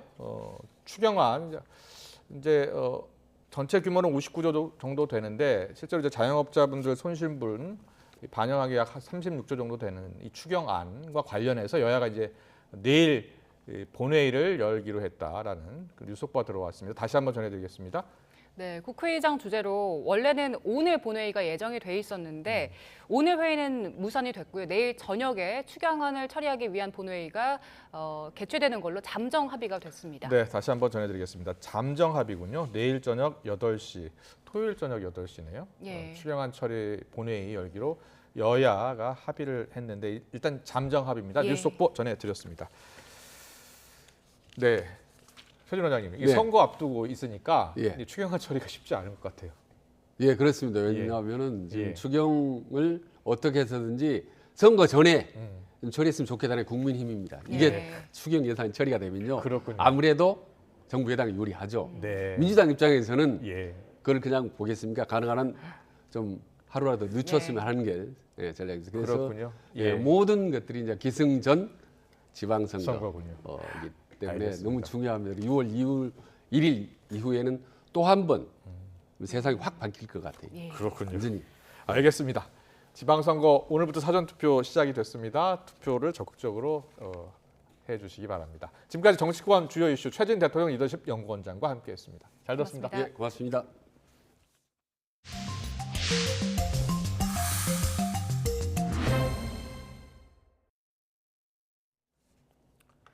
길에서 의식을 잃고 쓰러진 시민을 지나가던 경찰관이 심폐소생술로 살렸습니다. 어젯밤 10시 40분쯤 부산 남포사거리 부근을 지나던 부산 중부경찰서 강대웅 경장은 대학생 A씨가 쓰러지는 모습을 목격하고 심폐소생술을 실시했습니다. 당시 A씨는 호흡과 의식이 없었는데 강 경장이 심폐소생술을 3분가량 실시한 뒤에 호흡과 의식을 되찾았습니다. 경찰의 부실 대응 파문을 일으킨 인천 층간소음 흉기 난동 사건으로 재판에 넘겨진 40대가 1심에서 중형을 선고받았습니다. 인천지방법원은 오늘 층간소음 문제로 다투던 일가족에게 흉기를 휘둘러 다치게 한 혐의로 구속 기소된 49살 A씨에게 징역 22년을 선고하고 전자장치 부착 10년을 명령했습니다. 재판부는 A씨가 흉기로 아래층 여성을 찌르고 남편과 딸을 다치게 하는 등 치명상을 입혀서 살해하려 한 고의성이 인정된다고 밝혔습니다. 대법원이 합리적 이유 없이 나이만을 기준으로 한 임금 피크제 어제 위법이라고 판결을 했는데요. 국내 여러 기업에서 관련 소송이 줄을 이을 것으로 보입니다. 국내 최대 통신회사인 KT의 노동자들이 임금 피크제는 무효라면서 제기한 대규모 소송도 법원이 선고를 다음 달로 미뤘는데 대법원 판례를 바탕으로 어떤 결론이 나올지 관심이 집중되고 있습니다. 홍민기 기자입니다. 지난 2019년과 2020년 KT 전 현직 노동자 1,300여 명은 회사를 상대로 600억 원대에 달하는 손해배상 소송을 냈습니다. 지난 2015년 노사 합의로 체결된 임금 피크제 합의가 무효라면서 많게는 40%까지 깎인 임금을 돌려달라는 겁니다. 이건 아니다 싶어서 그렇게 생각하는 가운데 임금 피크제 관련 소송인단을 모집한다 이제 공고를 했더니 금방 이제 1,000명이 넘어버린 거죠. 3년 만인 지난 26일 1심 선고가 내려질 예정이었지만 법원은 판결을 미뤘습니다. 같은 날 상급 법원인 대법원이 임금 피크제 위법 여부에 대한 판결을 내리기로 하면서 이 판례를 우선 지켜보기로 한 것으로 보입니다. 앞서 대법원은 노사가 합의해 임금 피크제를 도입했더라도 합리적인 이유 없이 나이만을 이유로 한 임금 피크제는 위법이라고 판단했습니다. 또 임금 피크제 도입 목적이 정당했는지, 임금이 깎인 만큼 업무량과 강도도 줄었는지, 그렇게 줄인 임금을 신규 고용 창출 같은 원래 목적에 맞게 사용했는지 등 구체적인 기준도 제시했습니다. 다만 개별 기업의 임금 피크제는 이 기준 외에도 다른 여러 사정을 따져봐야 한다고 덧붙인 만큼 이번 KT 노동자들의 소송도 더 짚어볼 점이 있습니다. KT 측은 합의 당시 정년 보장과 경영 부담 완화를 위해 임금 피크제를 도입한다고 설명했지만 업무량을 줄이는 등 대상 조치는 따로 마련하지 않았는데 이는 임금 피크제 무효 기준에 해당할 가능성도 있습니다. 노조 집행부가 조합원 총회 없이 사측과 노사 합의를 체결하는 등 절차적 정당성이 부족한 점도 문제가 될 수 있습니다. 다만 회사에 배분되는 이익을 낮추고 임금 피크제 적용 노동자가 정년퇴직한 뒤에 이른바 시니어 컨설턴트로 채용하기로 한 점은 재판 과정에서 사측에 유리한 요소로 작용할 수 있습니다. KT 전 현직 노동자들이 제기한 이번 대규모 소송은 다음 달 1심 선고가 내려질 예정입니다. 임금 피크제에 대한 대법원 판례가 하급심에 적용되는 첫 사례인 셈이어서 이번 판결 역시 경제계와 노동계에 적지 않은 영향을 미칠 것으로 보입니다. YTN 홍민기입니다.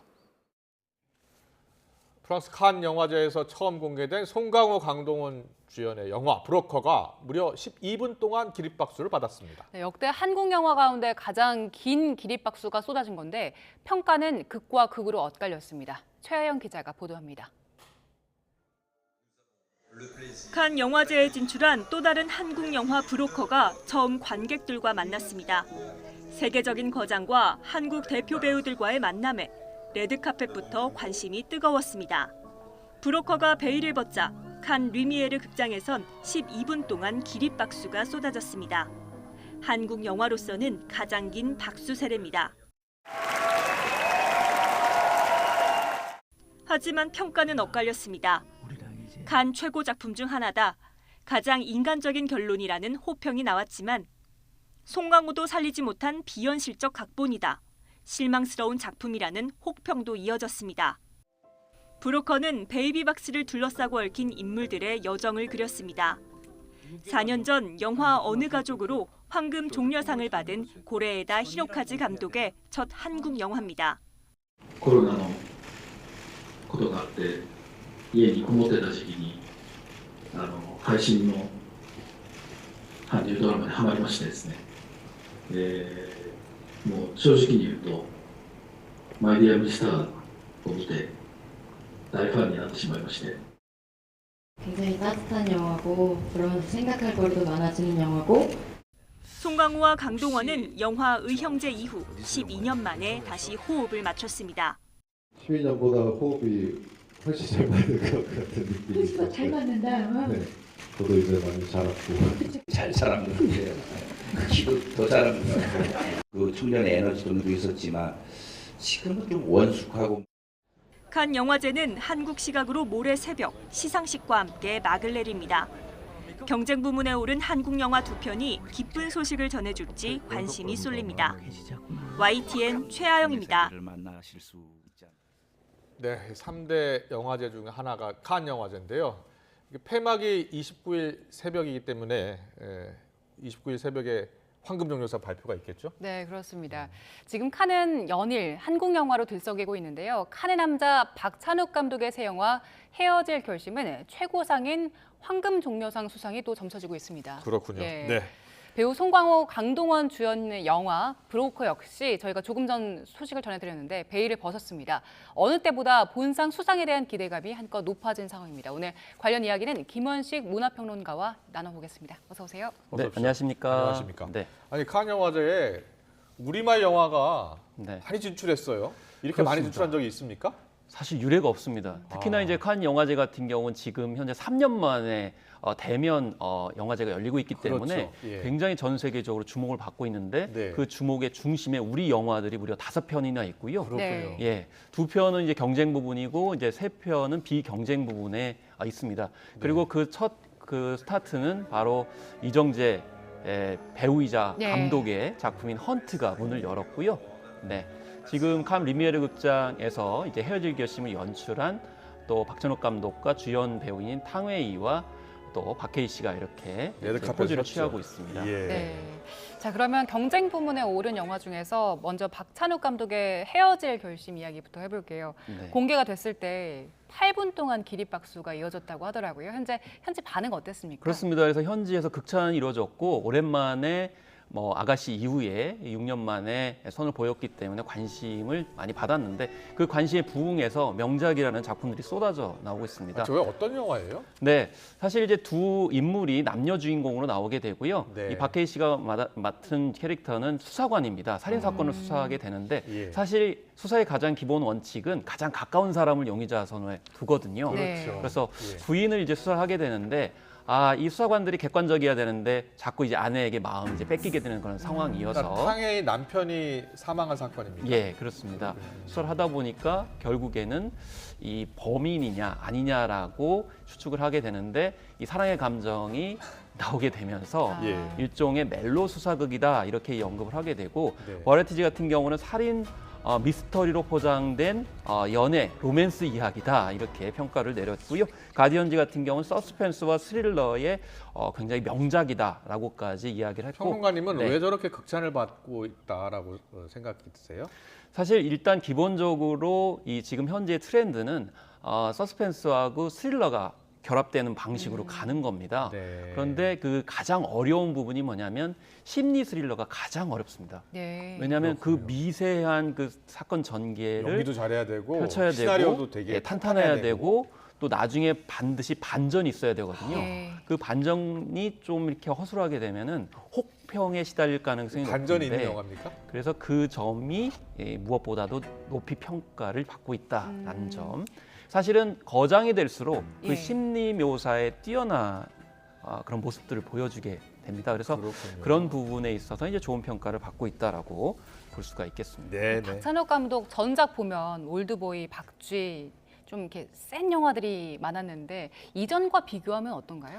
사실 전에는 좀 센 영화들이 많았죠. 심지어는 이제 금기를 넘어서는 영화들이 많았습니다. 예를 들면 박쥐 같은 경우는 신부님이 이제 남편이 있는 여자와 이제 불륜을 저지른 내용이었고 올드보이에서는 사실 근친상간의 설정들이 있었습니다. 네. 그리고 아가씨에서는 동성애적인 측면이 있었기 때문에 주로 기존의 어떤 가치 체계에 도전하는 내용들이 있다 보니까 때로는 폭력적이고 때로는 반윤리적이고 심지어는 그 정사 장면이라든지 성적인 내용들이 너무 많아서 결과적으로는 좀 그런 점들이 좀 단점이 아니냐 이렇게까지 했지만 이번에는 여러 차례 기자회견에서 말씀을 이제 했지만 자극적인 영화가 아니라 오히려 심심하다, 심지어 자기의 작품을 잊어달라라고까지 이야기를 그렇군요. 할 정도였다라는 것입니다. 그러니까 이 박찬욱 감독의 여러 작품들이 진출을 했는데 수상을 못했었잖아요. 이렇게 황금 종려상을 받지는 못했어요. 그런데 기생충에 이어서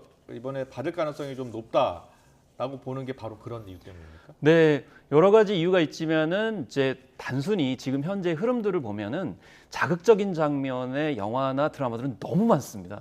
특히 넷플릭스를 포함해가지고 온라인 동영상 플랫폼에 보면은 네. 예전에는 시도하지 못했던 내용들이 너무 많거든요. 그런 점에서 또 한 차례 도약을 했다고 볼 수가 있겠고요. 무엇보다 현지의 평가 반응입니다. 현지 이 전문 영화 매체에서는 11개 유력 매체의 평점을 종합을 해가지고 제시를 하거든요. 네. 근데 여기에서 3.2점을 받았는데 다른 경쟁 영화들은 2점대입니다.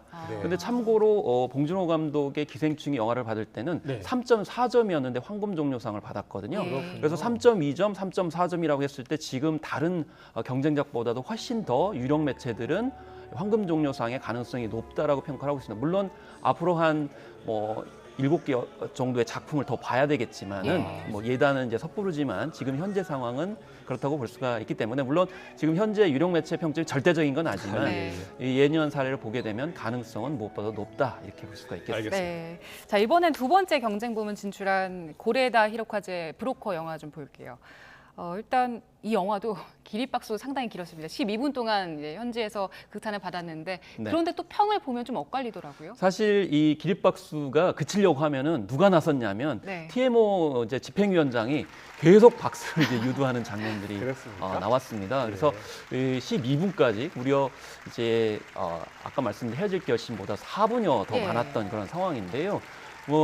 기대감이 많았기 때문입니다. 사실 이 작품은 우리 제작 자본과 스태프들이 투입이 되고 있고 감독만 이제 일본 감독입니다. 그래서 어떻게 보면 한일 합작 영화라고 볼 수 있지만 사실 전반적으로는 다 우리 영화이거든요. 네. 배우들 같은 경우 뭐 아까서 좀 언급하셨지만은 이제 송강호 씨나 네. 강동원 씨, 아이유 그리고 배두나 씨까지 출연하기 예. 때문에 무엇보다도 기대감이 굉장히 크다라는 점에서 호평을 많이 받았다고 볼 수가 있겠습니다. 네. 그렇지만 약간 엇갈리는 이유는 있습니다. 왜냐하면은 이 내용이 요즘 흐름과는 좀 달리 가족을 중심으로 해서 베이비박스라고 하는, 그러니까 이제 아기를 낳았는데 이제 키울 수 없는 분들이 거기에 이제 맡기는 그 베이비박스인데, 그 아이를 이제 입양을 하려고 하는데 좋은 쪽으로 입양을 하려다 보니까 거래 개념이 들어가게 되고, 그래서 송강호 씨와 이제 강동원 씨 등이 브로커 아닌 브로커에 나서게 되면서 불법으로 아이를 마치 이제 매매하는 듯 보이기 때문에 배두나 씨가 형사로 또 추적을 하거든요. 그래서 그런 과정들이 펼치기 때문에 어떤 결말이 일까라는 이제 관심이 이어지게 되는데, 사실 소소한 가족 이야기예요. 히로카즈 감독도 되게 이제 가족 이야기를 많이 했기 때문에 그런 면에서 그 후반부에 있어서 결론을 두고 현지 매체에서 좀 약간 평가가 엇갈리는 그런 면모라고 볼 수 있는데, 제가 생각했을 땐 아무래도 이제 작품상보다도 이제 우리 배우들이 열연을 저렇게 한국말로 많이 했기 때문에 이 배우들의 수상 여기에 좀 더 많이 초점이 맞춰져 있고 기대감이 높다라고 볼 수가 있겠고, 특히 아이유 씨가 팬들을 굉장히 많이 확보를 했다는 걸 현재 보여줬거든요. 특히 감독이 나의 아저씨를 보고 캐스팅했다고 했을 정도로 그런 후광 효과도 작용을 하고 있어서, 어쨌든 세계적인 또 화두인 유사 가족 문제를 다뤘기 때문에 그런 사회적 평가들도 할 수 있겠습니다. 네, 칸 영화제에서 최초로 여우주연상, 우리나라 여우주연상 전도연 씨가 받았었잖아요. 그렇죠. 미량이라는 작품으로 2007년에 수상을 했었고, 예. 그때 이제 같이 출연했던 또 남자 배우가 송강호 씨였습니다. 그랬군요. 그럼 송강호 씨 이번에 나무주연상 받을 가능성도 있는 겁니다. 일단 인연이 굉장히 많죠. 뭐 2006년에 괴물로 이제 주간 부분에 또 이렇게 갔었고, 2007년에는 미량이었고요. 그다음에 2008년에는 좋은 놈, 나쁜 놈, 이상한 놈으로 악당 역할을 또 했었습니다. 그리고 박쥐에서는 신부 역할로 했었고, 기생충에서는 서민 가장 역할을 했는데, 이번에는 또 브로커, 또 이 수선사를 통해 가지고 서민 캐릭터로 나왔거든요. 그래서 어느 정도의 일관성은 있습니다. 그렇기 때문에 사실 해외에서 수상의 가능성이 높은 것은 캐릭터의 좀 일관성이라고 볼 수 있는 거거든요. 그래서 이번 주 7번째로 갔기 때문에 앞서서 그 작품 부분도 중요하지만은 연기상 부분에 있어서 이 브로커가 상을 받을 가능성이 높다 이렇게 말씀드렸기 때문에 그 가운데서 가장 노출 빈도가 높았던 또 배우가 송강호 씨고, 또 배두나 씨 같은 경우에도 해외에 많이 알려져 있거든요. 그래서 이 배두나 씨 같은 경우에도 수상 가능성을 이제 점쳐볼 수 있지 않겠는가 이렇게 예측이 되고 있습니다. 두 영화 모두 해외에서 선판매가 굉장히 많이 됐더라고요. 네, 그렇습니다. 최근에는 사실 선판매의 결과에 따라 가지고 작품성이 많이 보여지게 되는데, 이게 기존의 우리 이제 영화제 풍속도가 좀 많이 다른 겁니다. 왜냐하면 예전 같은 경우는 베니스나 칸, 베를린 영화제의 작품들 같은 경우에는 작품성은 있지만 대중적으로 그게 호소력 있지 않다라는 이제 편견 아닌 편견이 있었거든요. 근데 지금은 이 영화제에 출품하는 작품들이 오히려 미리 판매가 많이 됩니다. 그걸 이제 이끌고 있는 것이 한국 영화들이고, 그래서 박찬욱 감독 같은 경우는 192개국에 지금 판매가 되고 있고, 브로커 같은 경우도 공개 전에 171개국에 선판매가 되고 있는데, 물론 이제 기생충 같은 경우에도 거의 200여 개 국가에 이제 공개가 됐어요. 그거보다는 지금 해적 결심이 약간은 좀 못 미치긴 하지만 그만큼 대중성과 상업성을 가지고 있다는 것을 이제 알 수가 있겠고, 버라이어티 같은 경우에도 이 대중성과 예술성을 굉장히 절묘하게 잘 만든 영화다 이렇게 언급을 하고 있기 때문에 해외 바이어들도 이게 구매를 한다고 볼 수가 있겠습니다. 그래서 우리 K 영화가 그만큼 브랜드 가치를 갖고 있기 때문에 해외에서 선판매가 많이 된다. 라는 점을 이제 알 수 있고, 앞으로도 우리 영화들이 상업적으로나 예술적으로 훨씬 더 주목을 받을 가능성이 높다는 것을 보여주고 있다고 생각합니다. 그러니까요. 최근에는 우리나라 작품들이 워낙 호평을 받고 또 수상을 하다 보니까 영화제에 대한 관심도 높아지고 있는 것 같습니다. 황금 정료상 수상, 또 나무주연상, 여우주연상까지 싹쓸이했으면 좋겠는데 좀 기대해 보겠습니다. 지금까지 김원식 문화평론가와 함께 이야기 나눠봤습니다. 잘 들었습니다. 네, 감사합니다.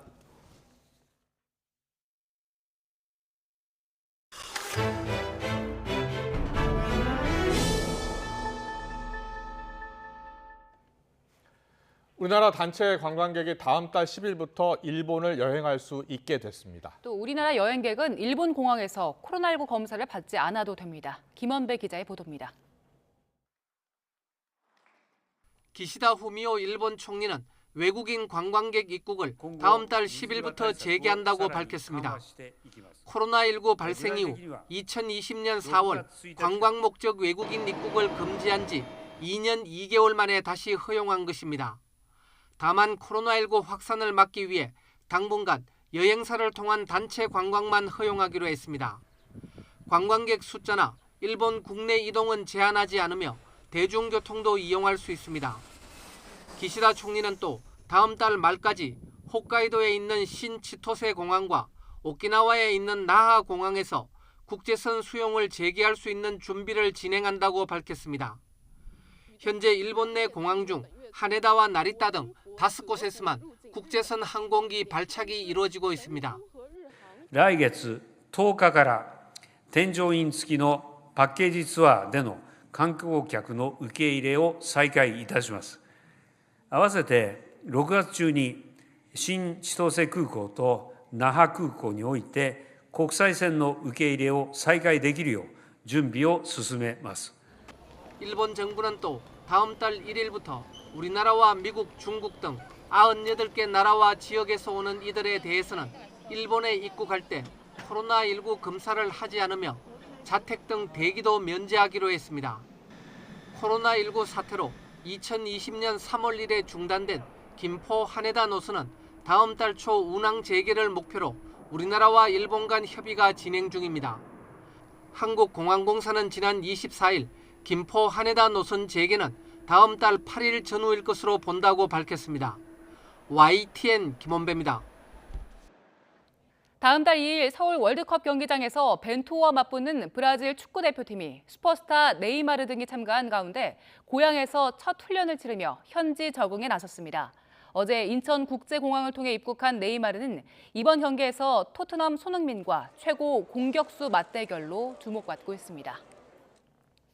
한국 프로탁구 여자부 경기에서 삼성생명이 수비수 변서영을 앞세워 포스코 에너지가 기다리는 챔프전에 올랐습니다. 윤남규 감독이 지휘봉을 잡은 삼성생명은 매치 스코어 1대2로 끌려가던 상황에서 변서영이 대한항공 에이스 이은혜를 잡은 데 힘입어 3대2 역전승을 거뒀습니다. 테니스 차세대 선두주자 치치파스가 2게임 연속 진땀승을 거두며 프랑스 오픈 3회전에 올랐습니다. 앞서 풀세트 접전 끝에 1회전을 통과한 랭킹 4위 치치파스는 2회전 상대 체코 선수에 잇따라 타이브레이크 접전을 벌였지만 결국 3대1로 승리했습니다. 오늘 완연한 늦봄을 만끽하기 좋았는데요. 하지만 주말인 내일은 다시 초여름 더위가 찾아옵니다. 내일 서울이 한낮에 29도, 남부지방은 대구가 33도까지 올라 오늘보다 3도가량 높아 덥겠습니다. 내일도 전국이 대체로 맑겠고 공기도 깨끗하겠습니다. 다만 경북 남부에는 건조주의보가 발효 중이고요. 전국적으로 바람도 강하게 불겠습니다. 화재 사고와 강풍으로 인한 피해 발생하지 않도록 각별히 유의하시기 바랍니다. 내일 아침 기온은 오늘과 비슷하거나 조금 높겠습니다. 서울 16도, 대전 15도, 광주 16도가 예상됩니다. 내일 낮 기온은 오늘보다 1에서 5도가량 높겠습니다. 서울 29도, 대전 30도, 대구 33도가 예상됩니다. 일요일 오전 제주도를 시작으로 밤에는 남부지방에, 월요일에는 전국에 비가 내릴 전망입니다. 날씨였습니다. 네, 이어서 저녁 종합뉴스 이브닝 뉴스가 방송됩니다. 시청해주신 여러분 고맙습니다.